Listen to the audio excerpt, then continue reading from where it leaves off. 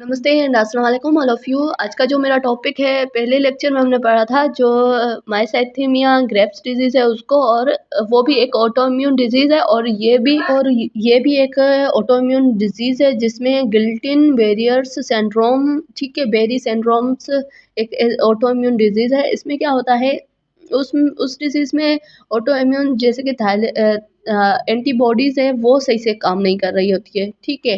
वो क्या करती है, वो अनक्लियर्ड होती है, वो अपने ही सेल्स को डिस्ट्रॉय कर रही होती है। बात करते हैं इंट्रोडक्शन की। It is auto immune disorder of the peripheral nervous system. जो हमारे पेरिफेरल नर्वस सिस्टम है उसमें क्या है, जो खुद ही, जैसे कि ऑटो इम्यून डिसऑर्डर्स खुद ही इम्यून सिस्टम अपनी सेल्स को डिस्ट्रॉय करता है, तो उसको हम ऑटो इम्यून डिसऑर्डर कहते हैं। तो ये पेरिफेरल जो हमारे लोअर एरियाज जैसे कि लेग्स हैं वहाँ पे इफेक्ट होता है। दे which is body immune system attack part of the peripheral nervous system lead to weakness and numbness and actually very actually cause for paralysed. वो क्या करता है कि हमारे लेग्स और वहाँ जो लोअर एरियाज होता है वहाँ पे वो पैरालाइज काज करवाता है। वहाँ के जो मसल्स होते हैं वो सही से काम नहीं कर पाते हैं, तो इसका यही होता है। और ये एक गर्टिन सिंड्रोम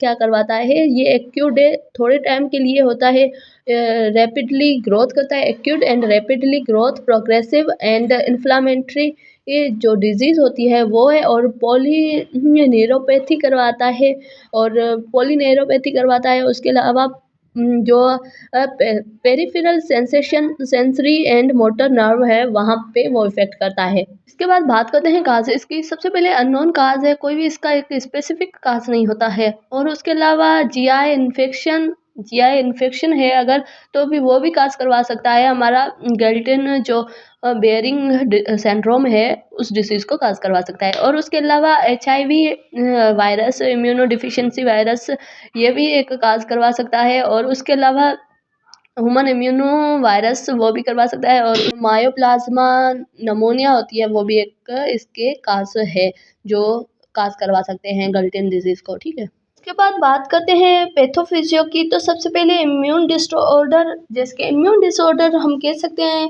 तो वो दे बेस्ट एक्सेप्टेड थ्योरी जो है वो है infectious organisms are content for intense any amino acids and mimetic. वो अमाइनो एसिड्स को बहुत ही कम कर देता है। जो माइलिन होता है वो क्या करता है, प्रोटीन देफोर जनरेट एंटीबॉडीज। जो माइलिन प्रोटीन होता है वो जनरेट करता है एंटीबॉडीज को अगेंस्ट, ठीक है, एंटीबॉडीज को generate against it's destroy for myelin sheath.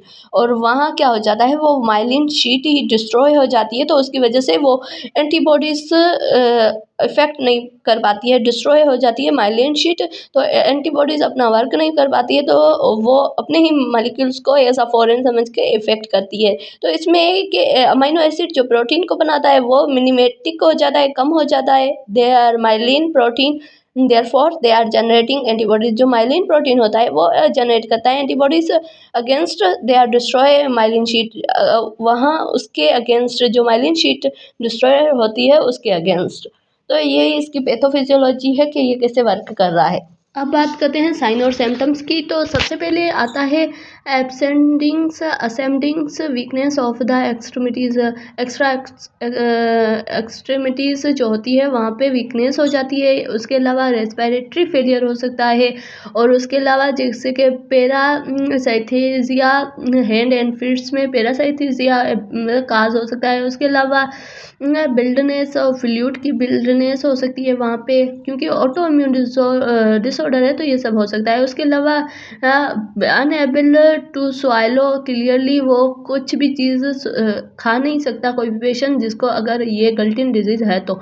और सिक्रेशन में प्रॉब्लम होगी। और उसके अलावा जिसके बेयरिंग मसल्स वीकनेस, बहुत ज़्यादा मसल्स वीकनेस होगी, कुछ भी चीज़ें वो उठा नहीं पाएगा। और उसके अलावा डिस्काइनेजिया होगी और हाइपो रिफ्लेक्सिया होगी। ये सब इसकी, हम कहते हैं, ये सब इसके एक साइन और सिम्टम्स है जो हम किसी भी पेशेंट्स में देखते हैं जिसको गिल्टिन बेयरिंग डिजीज सिंड्रोम है, उसमें जो ऑटो इम्यून डिजीज़ है।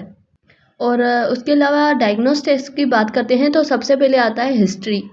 किसी भी पेशेंट की डायग्नोज करना है तो उसकी हिस्ट्री देखेंगे, असेंडिंग्स जो मसल्स वीकनेस है बहुत टाइम से उसकी हिस्ट्री देखेंगे। उसके अलावा history of recent viral infection के कभी अभी अभी मतलब कोई ऐसा वायरल इन्फेक्शन हुआ है तो उसको भी हम हिस्ट्री के थ्रू लेंगे ताकि हमें पता चले कि ये ऑटो इम्यून डिजीज़ होती है तो वो ये माइक्रो ऑर्गेनिज्म भी काज करवा सकते हैं। और उसके अलावा सेरिब्रो स्पाइनल फ्लूइड टेस्ट करवाते हैं ताकि हमें पता चल जाए, क्योंकि ये एक न्यूरोलॉजिकल डिसऑर्डर है, हमारे ब्रेन की नर्व होती है वहाँ पे इफेक्ट करता है, तो हम वो भी टेस्ट करवाते हैं तो उसमें हमें पता चलता है कि हाई लेवल ऑफ प्रोटीन कितना है। और उसके अलावा EMG टेस्ट ये करवाते हैं, इलेक्ट्रोमायोग्राफी टेस्ट करवाते हैं जिसमें हमें पता चल जाता है सिग्नलिंग का।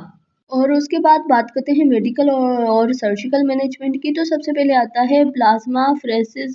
ये एक हम मेडिकली मैनेज करते हैं किसी पेशेंट को। और उसके अलावा इम्यूनोग्लोबिन थेरापी देते हैं पेशेंट्स को, IVIG, ठीक है। और उसके अलावा जैसे कि यहाँ पे है anti coagulant therapy, they are deep thrombosis, जैसे कि एंटी कोगुलेंट इसलिए देते हैं ताकि वहाँ कोई ऐसा क्लॉट फॉर्मेशन ना हो जो हमारे ब्रेन तक जाके वहाँ पे स्ट्रोक काज करवाए, तो ये इसके लिए। और prophylaxis due to the prolongs immuno ability को प्रोफिलैक्स करता है। और उसके अलावा पेन मेडिकेशन देंगे ताकि उसका को जो पेन हो वो रिड्यूस हो सके, जिसमें ओपियोड एनालोगिस्ट वो ड्रग्स है या फिर उसमें आती है पैरासीटामोल या फिर और उसके अलावा NSAIDs एंड जो क्या करता है non steroids anti inflammatory drugs होती है वो देते हैं ताकि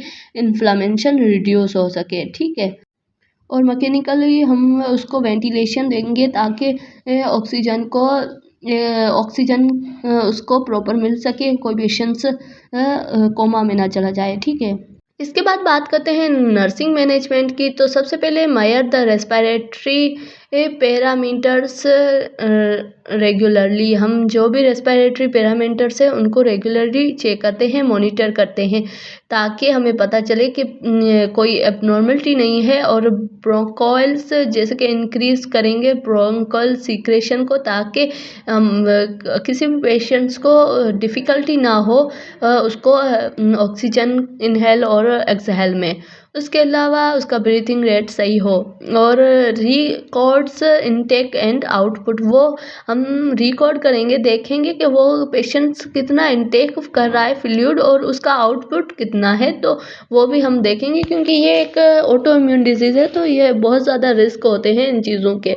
और रिफ्लेक्ट करेंगे swallow and ability to before feedings of mouth. अगर कोई बंदा माउथ जैसे कि फीड कर रहा है, कुछ चीज़ें खा रहा है, तो हम देखेंगे कि उसे डिफ़िकल्टी हो रही है स्वालो में, तो वो भी हम एक्समाइन करेंगे, असेस करेंगे। ऐसा नर्सिस का यही काम होता है। उसके अलावा द असेस द सूर एंड मतलब पेनफुल जो सूर होते हैं उनको असेस करेंगे और उसको एडमिनिस्ट्रेट करेंगे जो एंटागोनिस्ट है वो, जैसे कि पेन किलर्स, ताकि उसका पेन रिड्यूस हो सके। और मसल्स स्ट्रेंथ को भी देखेंगे, असेस करेंगे कि उसकी मसल स्ट्रेंथ कितनी है, क्योंकि इसमें ऑटो इम्यून डिजीज़ में मसल्स की स्ट्रेंथ कम हो जाती है, वीक हो जाते हैं मसल्स हमारे।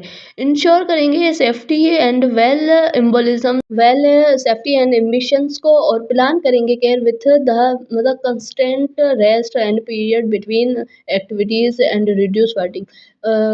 कुछ एक्टिविटीज़ करवाने के बाद उसको रेस्ट देंगे ताकि उसको फटीग थकावट ना हो सके, ठीक है। Positions for the patient to avoid skin damage के कुछ ऐसी पोजीशन देंगे ताकि स्किन उसकी डैमेज ना हो सके। तो ये सब थी इसकी नर्सिंग मैनेजमेंट, जो एक नर्सिस का काम होता है किसी पेशेंट्स को उसको एक प्रोवाइड करे केयर उसके लिए। और थैंक यू सो मच। आज का वीडियो इतना ही, मिलते हैं नेक्स्ट वीडियो में। Take care.